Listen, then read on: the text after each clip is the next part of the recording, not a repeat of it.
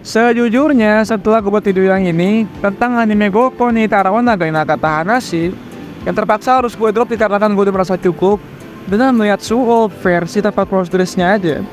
Ternyata video itu cukup banyak ditonton di channel ini.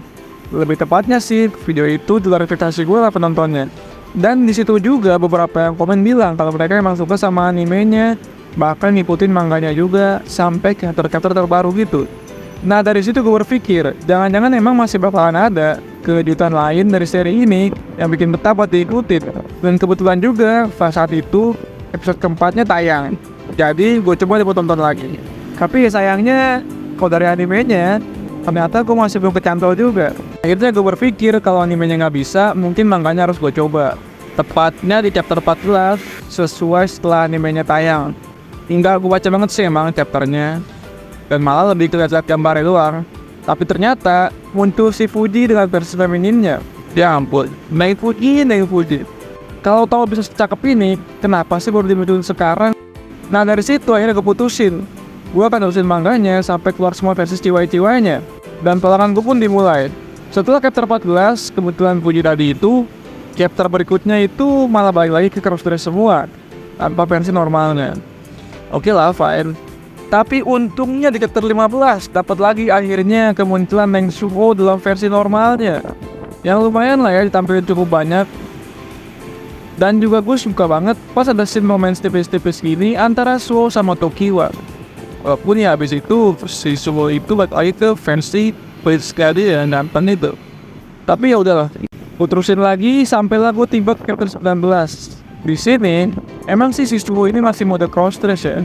Tapi entah kenapa di beberapa panel matanya, khususnya yang ini, gue serasa lupa kalau dia lagi cross dress. Asli, soalnya kalau dalam versi kayak gini dan penggambaran di manganya juga bagus kayak gini, pasti kerasa cewek gitu. Dan seandainya aja kalau dari awal gak ada embel-embel cross dress, gue gak akan mikir kalau dia cowok sedikit pun. Emang cakep banget si Suho ini, kacau lah pokoknya.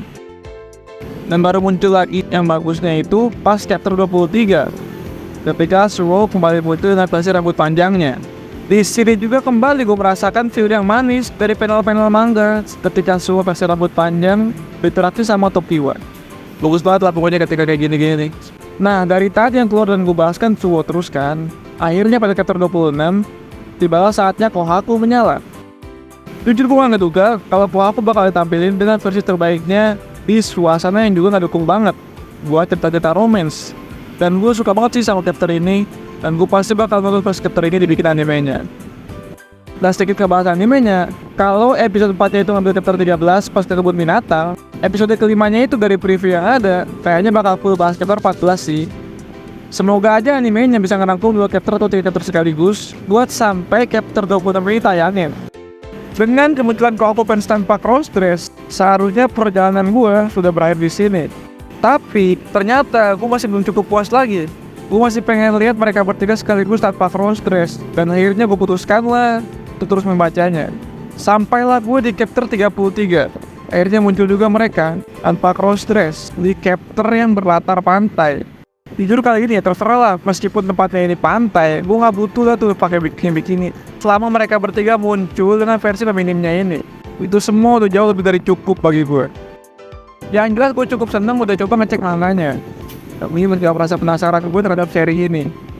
Meskipun bacanya sekilas doang, tapi memang pada beberapa panel atau cerita dari manganya, terutama pas scene romance dengan versi tanpa cross dress, menurut gue merupakan hal yang paling manis dari seri ini. Jadi itu ada cerita gue tentang memenuhi rasa penasaran gue sendiri terhadap seri Goku ni Tarawana ga Hinata Tahanashi. Terima kasih banyak udah nonton video ini sampai habis. Semoga bermanfaat.